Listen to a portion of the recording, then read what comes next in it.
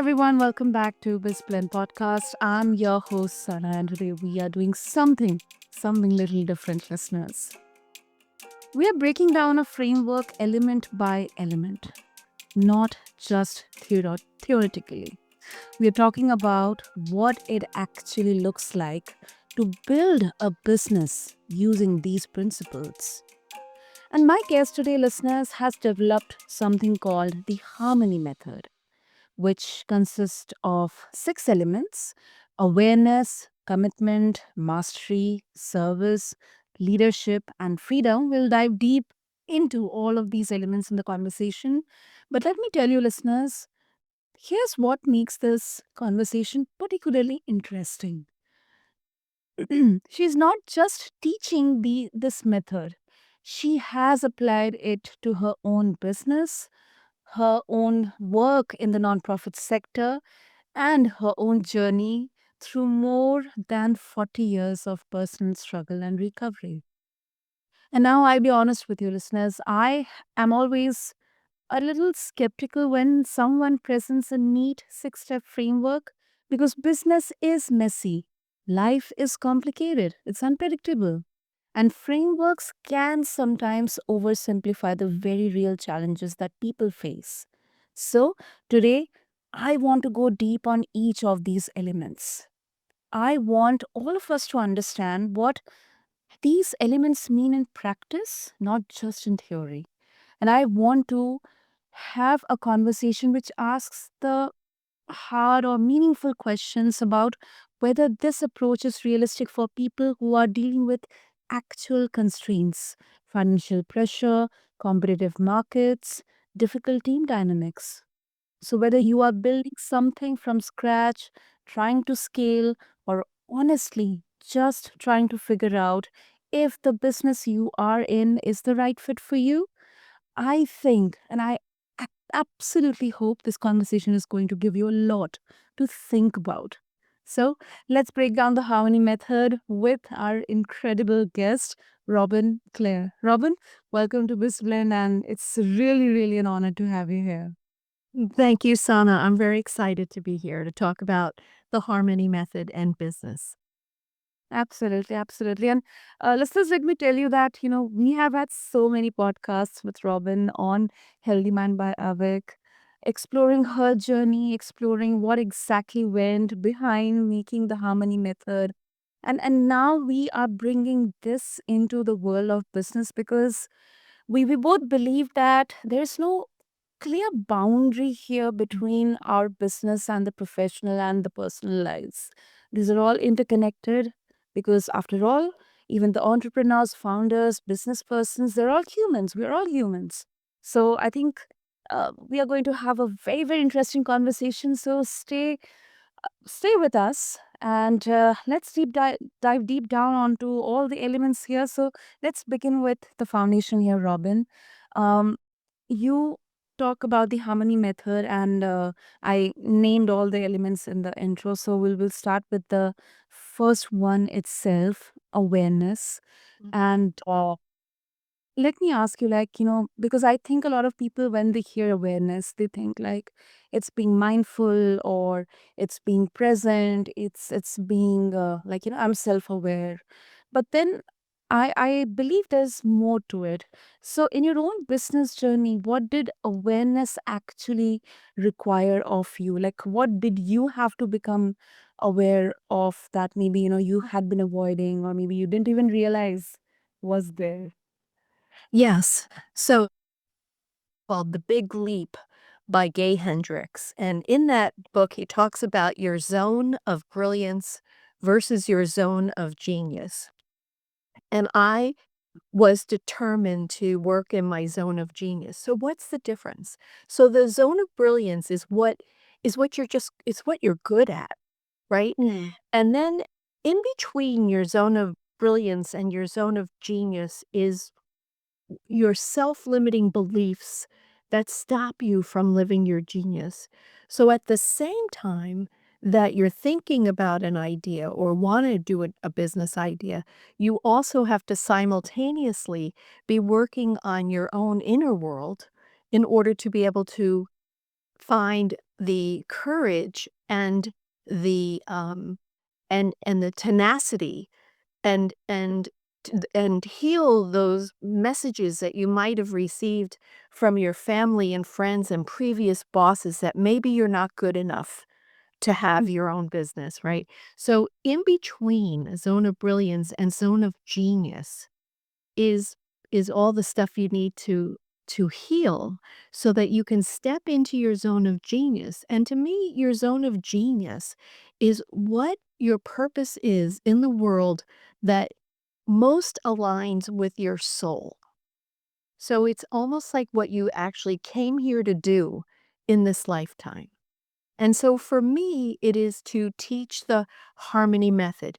Yes, I've had other zone of geniuses, uh, and they were all leading to this. I had other books that I wrote. I had other things that I've done, but I've never been as healed as I am now. And so because I did all that healing in between, which was for me always a deep fear of being humiliated. And so and once I learned not to allow other people to judge me, that was the key for me. Like, I didn't give them the title of judge, so whatever they say to me, they're not judging me because I don't allow that. They're just giving me their opinion.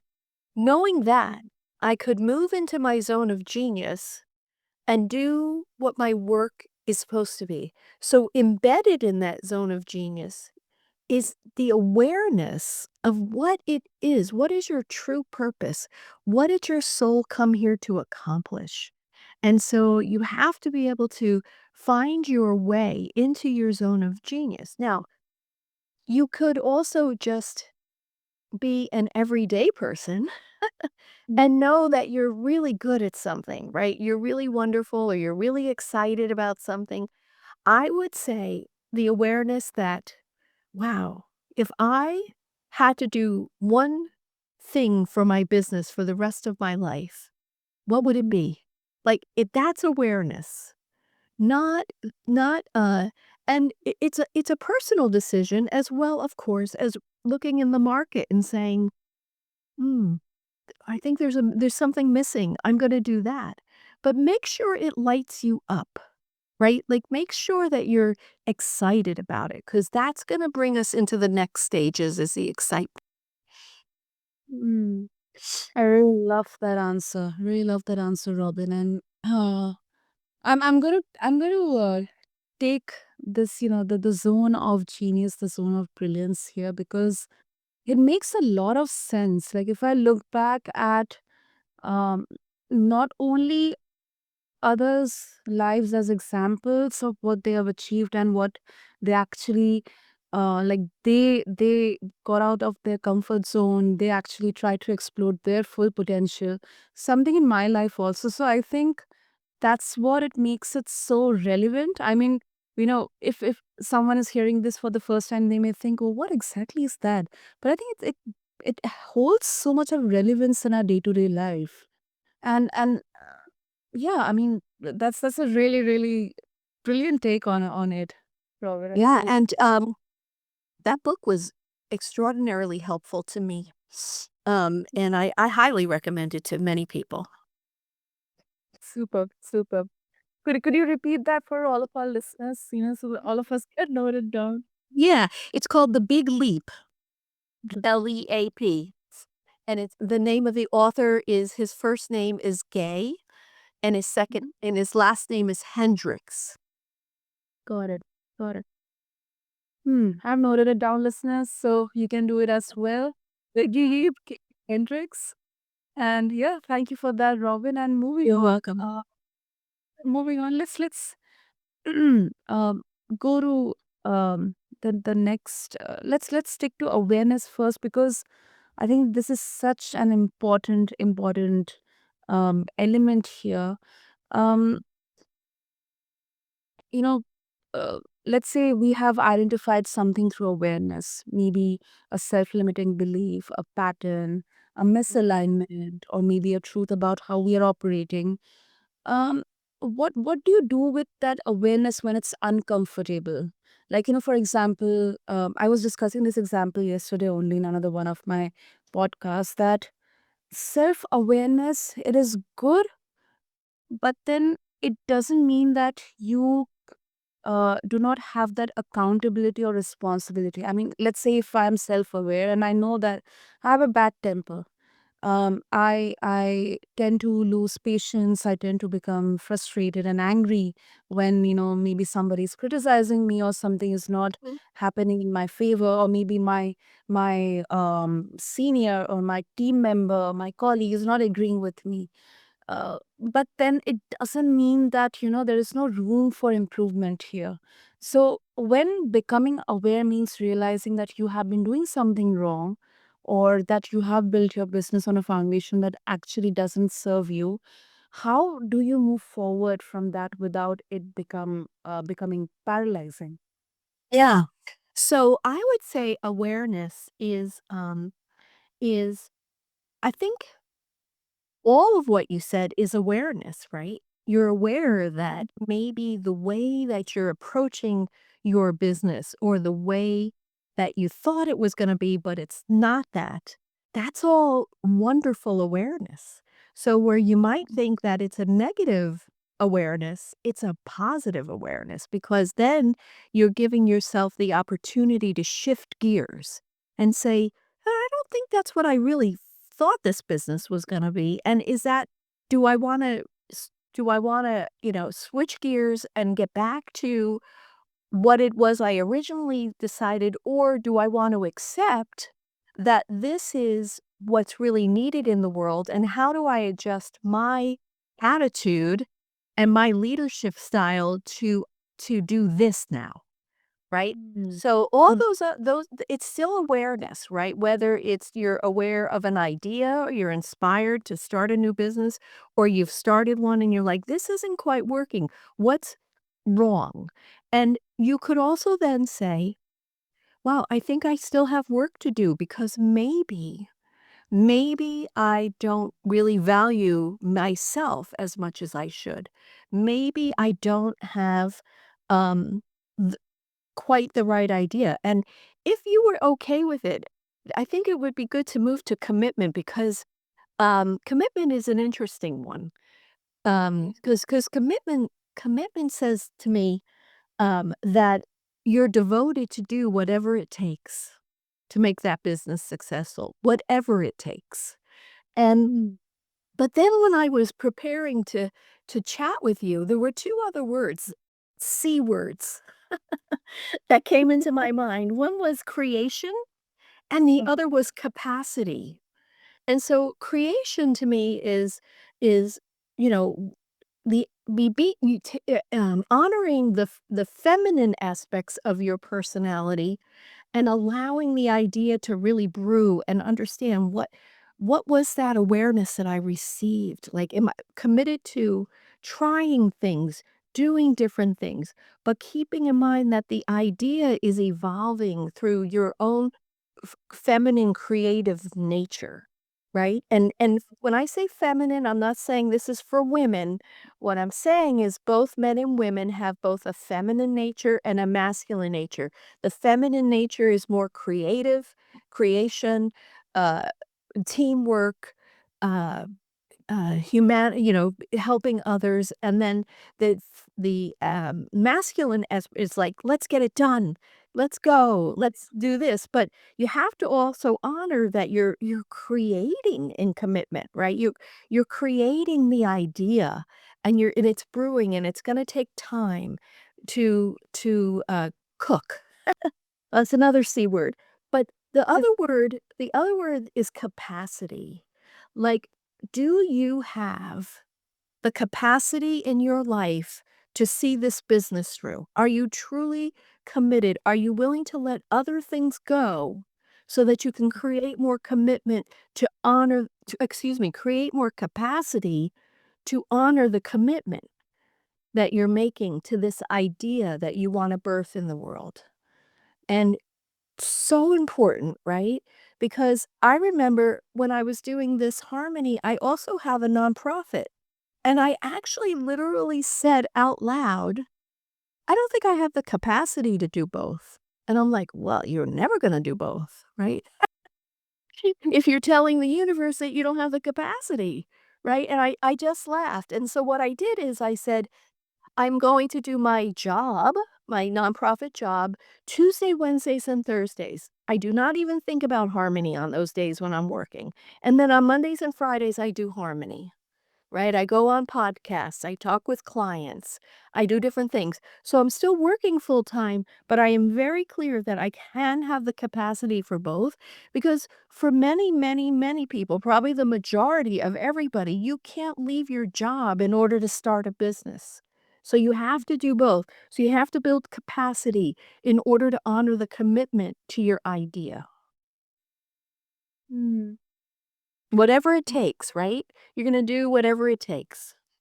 Yeah, That's absolutely. that's commitment. Yes, yes. I really loved that transition because that's what the second element is, listeners.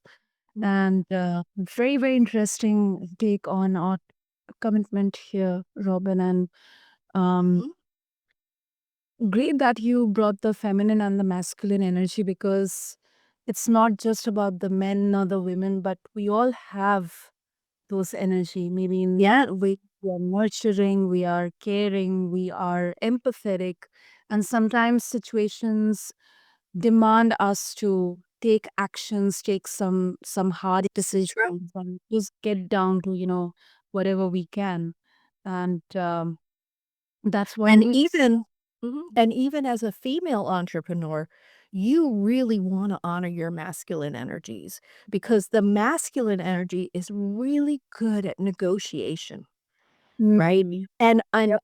And pricing, right? Yep. And valuing your worth. Men, it was really very interesting. Um, I was talking to an expert in negotiation once, and he said in a simulation, like a test, women always beat men in negotiations. But in the real life, men tend to beat women in negotiation. And he said the reason why that is because women don't always know what number they're willing to walk away from the table with. So if they're trying to sell something or something, they don't know what their bottom line is. And so that knowing comes from your masculine energy if you're a woman. And if you're a man, your feminine energies will help you be more look at the negotiation as what's best for everybody. What would make this work between the seller and the buyer? Like that idea that everybody can win is a very feminine energy. Mm, that's true. That is absolutely true. Robin, let's move to mastery. Mass. Yeah, mastery. Correct. So when I think about mastery in the business world, it's about believing in your product or service, embodying what it does. Really like say, "Oh God, my product or service is going to change the world." You so believe it, you know it, right? It becomes part of who you are. It is because what I do know is all what I believe all sales is Mhm. as successful salespeople really believe in their product or service. And then they're talking to you and you're like, oh my God, they're so excited. I should do that. Right. And so that's what mastery, I think, in the business is to really know how your product or service works, how it can help people, and and then to just be able to just embody it. Like, it's the only word I can think of, like, you could talk about this for days, but you don't wanna bore people, but if someone asks you a question, you can just open your mouth and truth comes out about the product. Now, yes, what it can what it can't do, you're not gonna in the next one, which is service, you'll know whether you're overselling or not. So we'll talk about service in a minute, but yes, to me, that's what mastery is that you truly, truly believe in what your business is and you embody what everything that it does so that you could talk about it without hesitation. So you like what they're hearing with me here with harmony, right? I'm not hesitating because I spent months learning the harmony method myself, even though I created it. I guess kept trying it on myself and meditating on it and looking for all the nuances. I write about it on Substack. Like I just take any situation I can and apply the harmony method to it to see if it holds water. And that's why I was so excited to come here and talk about business and harmony because I think it does hold water here. Exactly. No, you're absolutely right. Especially the example that you gave that, that is something fundamentally I 100% believe that when you are personally um invested into it Mhm. Yeah. in terms of the financial aspect, but soulfully, spiritually you're invested into it. You believe in that product or service. You have put your mind, heart, energy, time, blood, sweat, tears, and everything into Yeah. it. If somebody asks you, how is it good for me? It isn't even a sales pitch. It just like No. goes organically. And It's a conversation, right? And but it's an exciting conversation, and then they're so happy for you, right? Like if they're truly someone you know and care about, they're like, "Oh, good, great, keep going."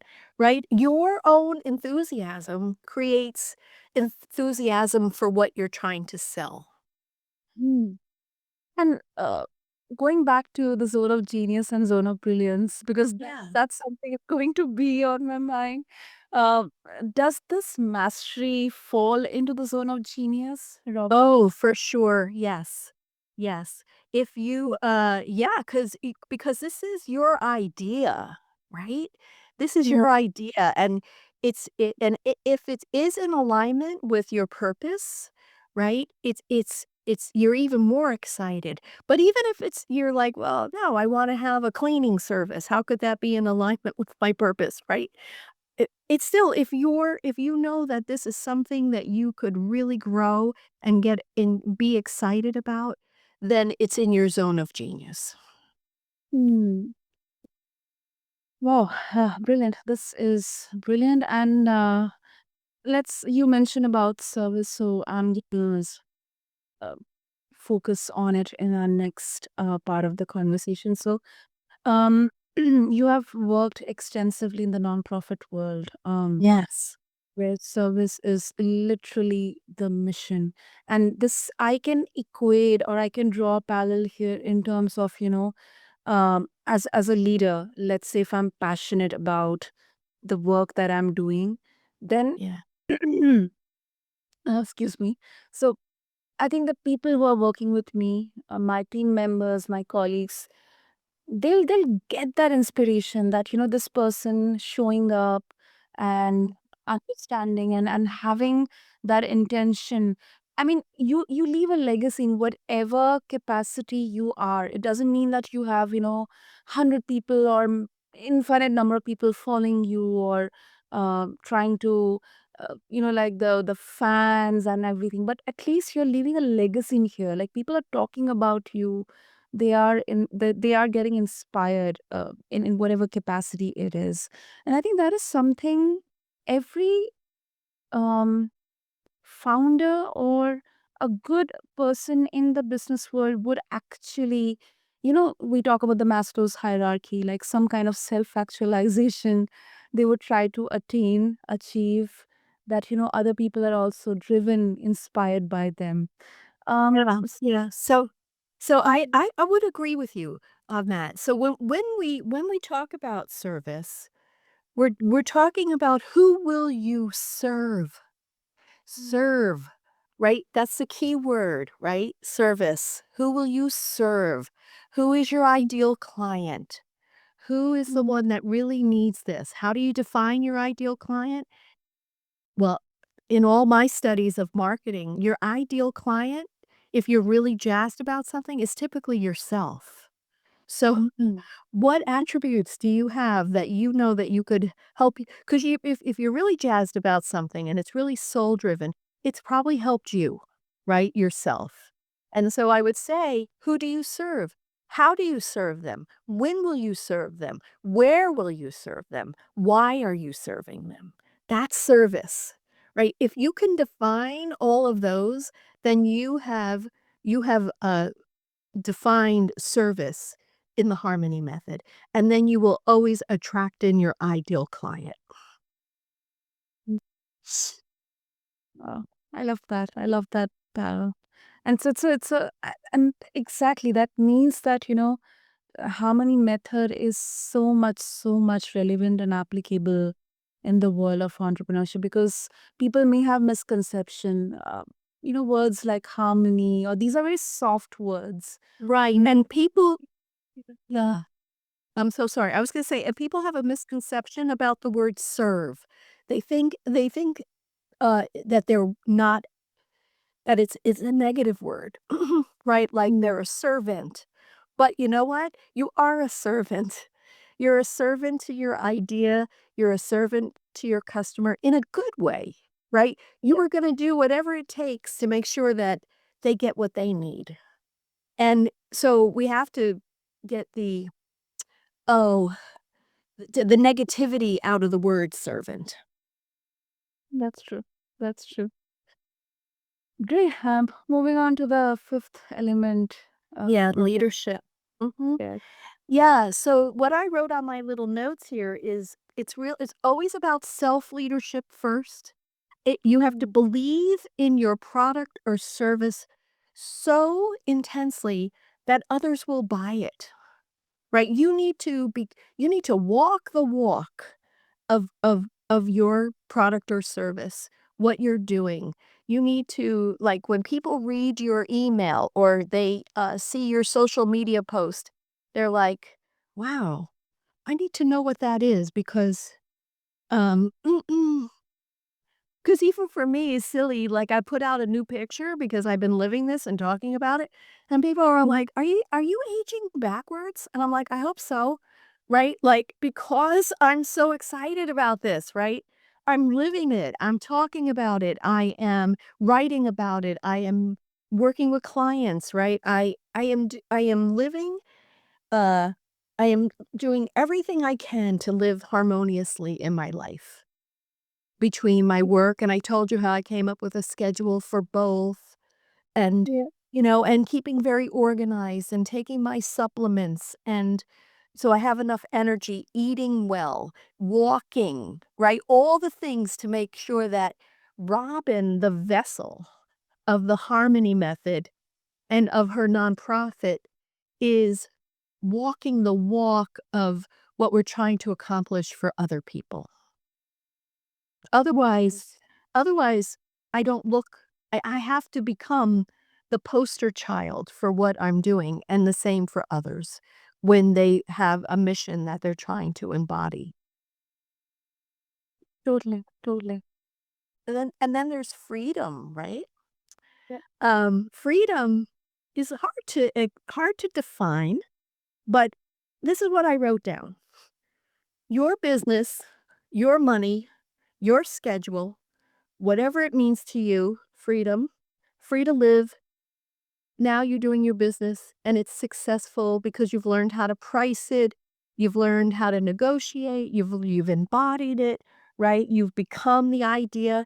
Then you're free to live your other passions, right? Because we're not all work. We may love to swim or travel, right? But when you embody the harmony method in business, it gives you the freedom to define what freedom means to you. Hmm. Yeah, yeah. And there is definitely a misconception around freedom in the world of entrepreneurship and business that once, and I think that's one of the biggest reason why people would preferably go for entrepreneurship instead of a 9 to 5 job. That, I do not get to work for someone else. I'll work for myself. I'll get my time. I'll get to rest. I'll get to travel. I'll get to have vacations, money. But then, if you look at the reality also, uh, I'll just finish this and then you can follow on. But I think that's where the hard reality of um, entrepreneurship is. It is a lonely journey. Like, you have to figure out initially everything on your own, because it all starts from you. Like, you are the point of origin, and then it's like a river that has to make its way, and then maybe its own branches or tributaries, and then something like that. But I thought, maybe I can add this on to the element of freedom, because somewhere down the line there's a big misconception here. And if you could define the misconception is that everything is going to work out, do you think? Yeah, kind of. Yes. Yes.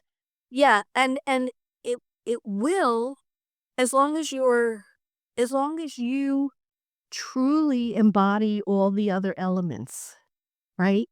And follow them in a sequence and adjust them as necessary. Because so I'm not declaring that everyone will be uh, successful, but you have a greater chance of being successful. And one of the things that when you said, it's lonely, and so if you're in your own business, you must find other entrepreneurs, right? Network with other people or other people that are working from home. Make arrangements to go walk with people. But because loneliness is tough, it's tough for everybody. But one of the things about having your own business is that you're deeply inspired. And what does inspired mean? It means in spirit, right? And so I would invite everybody to get quiet every day, sit down, if they don't know or care to meditate, just sit down with a journal every day so that you can hear your own intuition, and your intuition and your spirit becomes one of your workmates, right? Mm, You yeah. because it's always with you, right? And I know that since I've been in my own business, I do a lot more talking out loud than I ever did to myself. But I also feel like I'm talking to my intuition. I think I'm doing this, and I don't care how it sounds, because sometimes you have to say things out loud, right? In order to hear them yourself. So, don't allow yourself to feel isolated. Find other people that are doing their own business, or visit family member, right? Fit in, fit in journaling, fit in meditation, fit in exercise. Like, you have to go to the gym, maybe where you see other people. Um, you can't isolate yourself, or then, I don't know, you can't test out whether you're embodying it and talking about it, right? If you isolate yourself. So I think I'm sharing that you are by yourself, but you can find ways to be with others while you're doing your own business. Absolutely. Absolutely. Beautiful, beautiful. Robin, so I'm very sure our listeners will be so much now curious and eager to explore more Yeah. about methods. So if they would like to reach out to you, what is the best way? Yeah, so the best way to reach out to me is on my is Harmony with Robin, Robin. And I invite folks, I have an offering on my homepage where they can just ask me a question. They'll see it. It says, "Do you have a question?" And I invite them to do that. And then there's also lots of writing on there, lots of uh, other podcasts I've been on your network that they can listen to. and just to take it all in and absorb it, and then of course if I can be of service to them at any point, to reach out to me. Brilliant. Listeners, as you all know, I'm going to have all the links, all the details mentioned in the show notes. So connect with Robin, find them attached, find the details attached along with this episode on whichever platform you're listening your podcast to. And I think, like, this is wow. I mean, we all went through we through all six elements of the harmony method, not just as abstract concepts, but as actual lived experiences that shape how we build and run a business. So if you are listening and something in this conversation connected with you, resonated with you, I'd encourage you to think about which element you might be missing or neglecting in your own work. That exactly is the first step to begin with. That exactly is the first element to begin with, awareness. And maybe you are committed but not aware. Maybe you're serving but not free. Maybe you are pursuing external mastery while ignoring the internal work. There's no judgment in that, just an opportunity to notice. So, Right. Robin, thank you so much. This was such a brilliant conversation, brilliant episode on this, Ben. Thank you so much. Thank you, son. Nice to speak with you again. Yeah, exactly. And for everyone listening, if you want to dive deeper into the harmony method, check out Robin's book as well, Harmony, the Frequency of True Success. And as always, if this conversation sparked something for you, share it, review it, tell someone about it. These conversations matter, and they matter more when they spread. Until next time, this is Sana and this is BizBlend. Keep building something that actually feels like yours. And I'll catch you in the next episode. Thank you.